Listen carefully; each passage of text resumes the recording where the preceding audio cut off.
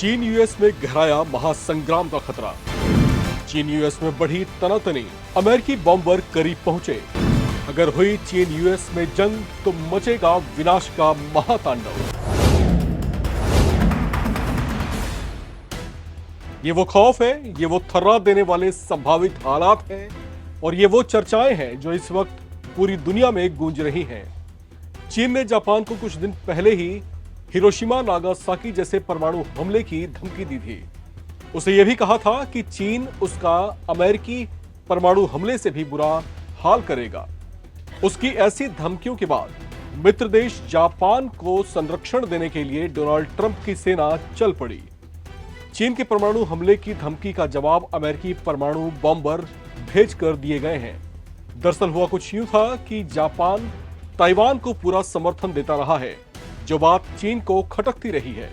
Taiwan बेशक चीन के नियंत्रण वाला क्षेत्र है, लेकिन ताइवान के लोग खुद चीनी कहलवाना पसंद नहीं करते और खुद को एक अलग देश और अलग पहचान के तौर पर पेश करते हैं।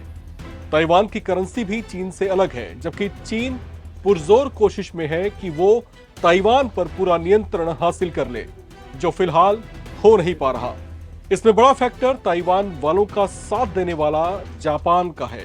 इसके पीछे की कहानी को थोड़ा सा समझते हैं। दरअसल चीन से लगता ताइवान क्षेत्र पहले जापान का नियंत्रण क्षेत्र था।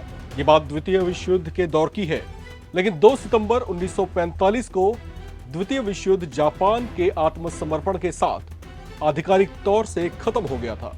उसी समय जापान ने बिना शर्त युद्ध में सरेंडर किया था और ताइवान में अपने शासन के अंत की घोषणा भी की थी, क्योंकि 1945 में United Nations relief and rehabilitation administration की ओर से ताइवान को रिपब्लिक ऑफ चाइना के नियंत्रण में रखने का फैसला किया गया था और इस शर्त को जापान ने स्वीकार भी किया था।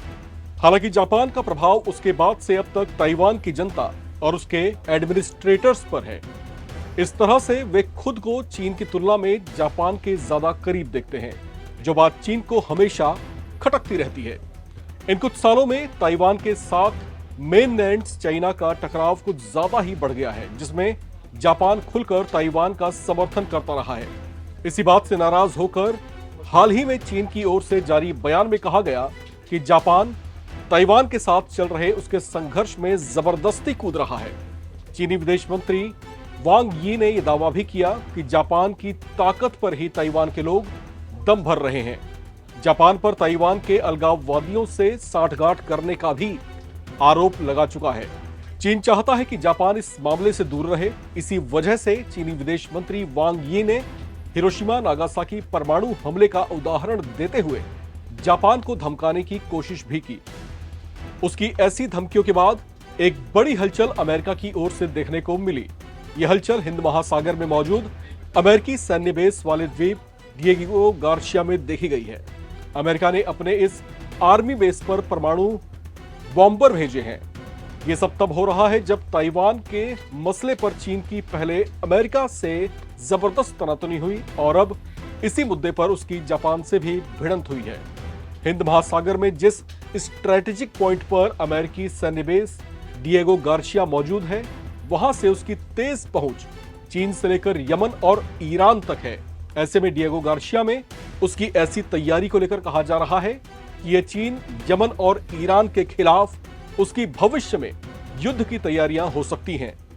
द वॉर जोन की रिपोर्ट के मुताबिक America B-2 spirit stealth bombers के एक स्क्वाड्रन को डिएगो गार्सिया की ओर जाते हुए देखा गया था।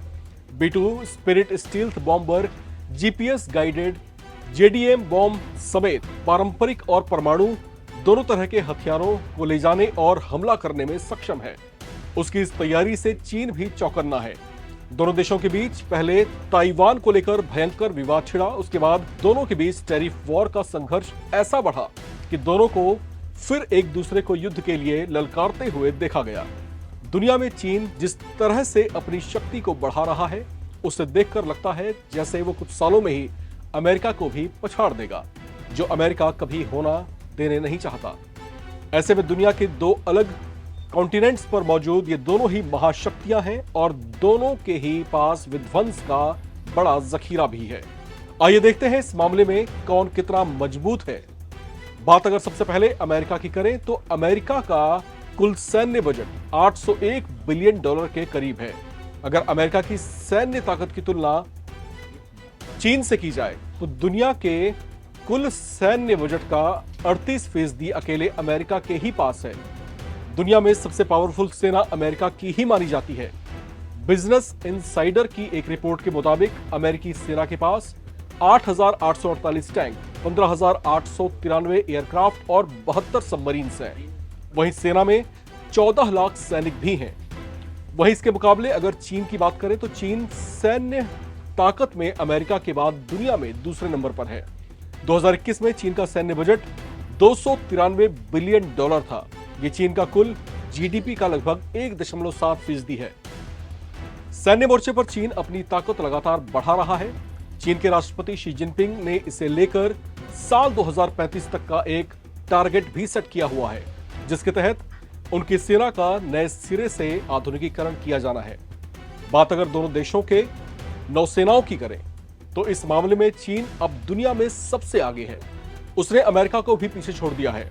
इसे लेकर बीबीसी की एक रिपोर्ट की माने तो चीन की जंगी नौसेना में 348 अत्याधुनिक कॉम्बैट शिप शामिल हैं, जो दुनिया की किसी भी महाशक्ति को जलयुद्ध में परास्त करने की क्षमता रखते हैं। इस समय चीन के पास कई परमाणु संचालित पनडुब्बियां, कई बड़े युद्धपोत, 11 विमान वाहक और क्रूजर मिसाइलों से लैस घातक वॉरशिप्स भी हैं। वहीं अगर बात अमेरिका की करें तो अमेरिकी नौसेना के पास 296 कॉम्बैट शिप्स हैं। लेकिन ठहरिए, कहीं आप अमेरिका को कम आंकने की भूल तो नहीं कर रहे हैं, क्योंकि नौसैन्य क्षमताओं में अमेरिका अभी भी चीन के मुकाबले कई मामलों और तकनीक में कहीं आगे है। इस मामले पर वो चीन को बेहद कड़ी टक्कर दे पाने में पूरी तरीके से सक्षम है। बात हवाई क्षमताओं की करें तो गगन में अमेरिका का कोई स्थानीय नहीं है। अमेरिकी वायुसेना दुनिया की सबसे मजबूत वायुसेना है, जिसके पास सबसे एडवांस्ड फाइटर क्राफ्ट्स हैं। एक आंकड़े के मुताबिक इस समय अमेरिका के पास लगभग 13,000 युद्धक विमान हैं। इसके अलावा अमेरिकी वायुसेना के पास 4,741 हेलीकॉप्टर्स और 4,630 ड्रोन्स भी शामिल हैं।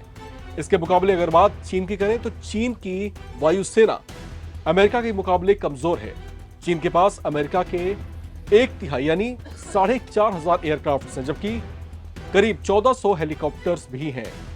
तो इस तरीके से आप इन दोनों देशों की सैन्य ताकत की तुलना से समझ सकते हैं कि अगर भविष्य में दोनों के बीच टकराव की स्थिति पैदा होती है और दोनों यदि युद्ध के मुहाने पर आमने सामने खड़े होते हैं तो ये दोनों ही महाशक्तियां आपस में कितनी घातक और कितनी विध्वंसक साबित हो सकती हैं।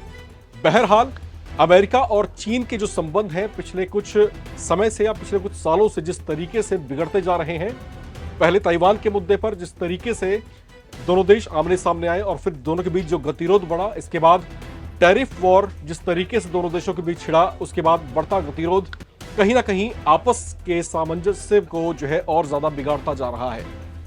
यहां पर हम बात डिएगो गार्सिया की भी कर रहे थे। डिएगो गार्सिया हिंद महासागर में वो स्ट्रेटेजिक पॉइंट है जहां पर रहते हुए अमेरिका पूरे एशिया पे जो है अपनी नजरें रखता है और वहां तक जो है अपनी मिसाइलों की रीच भी रखता है।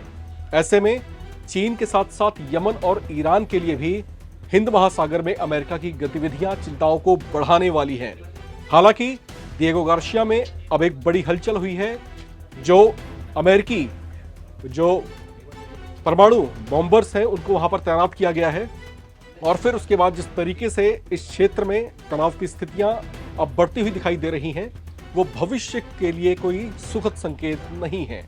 बहरहाल आज की इस रिपोर्ट में इतना ही। बाकी तमाम अपडेट्स के लिए आप लगातार बने रहें और देखते रहें एनबीटी ऑनलाइन।